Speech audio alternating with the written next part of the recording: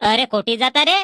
अव निर्मला वहिनी, तो आमचा धान थोडसा नाही का पिवळा पिवळा पडला. हा तर आता का करून बापा म्हणलं, त्याला हिरवा करा लागते. हिरवा जर नाही केली तर धान काही जास्त होत नाही. हा तर पिवळा धान पडलाय आता, तर त्याची नाही का थोडासा युरिया खत मारा लागते. हा तर का करू म्हणलं, निश्चय केलो का एक बॅग घेऊन टाकावा ना मारून द्यावा. तर युरिया खत घ्यायला जाता हो का. म्हणजे युरियानं धान का हिरवा पडते का पिवळा पडलेला.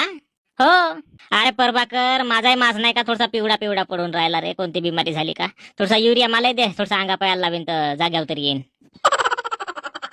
अव निर्मला वहिनी, तो युरिया खत का अंगाला लावत का व? अंग पिवळा पडला म्हणजे तुझा रक्त बिकत कमी झाला. बीट खा, डॉक्टर का जा, रक्ताची बाटल भर. का झाला तर तपास तर पहिलं तू. हा बाई वाणी बोलतेस तो. म्हणजे धान पिवळा पडलेला सुधारते म्हणजे तू पिवळी पडलीस तर तू सुधारतेस का बेटा. तुला कोणत्या पद्धतीने सांगावा. म्हणून निर्मला वहिनी, तू वेगळाच दिमाग लावतेस काही काही. तू नाही का डॉक्टर का चालली जा, रक्त आपला तपासून टाक. जो काय पाहिजे तुला खाना खर्च तो नाही का पाहून टाक. गोड्या गिड्या घेऊन टाक. रक्त देत असेल तर रक्त घे, नाही तर बीट खाणी चालू कर. हा रक्त येते. हा काही दिमाग नाही लावा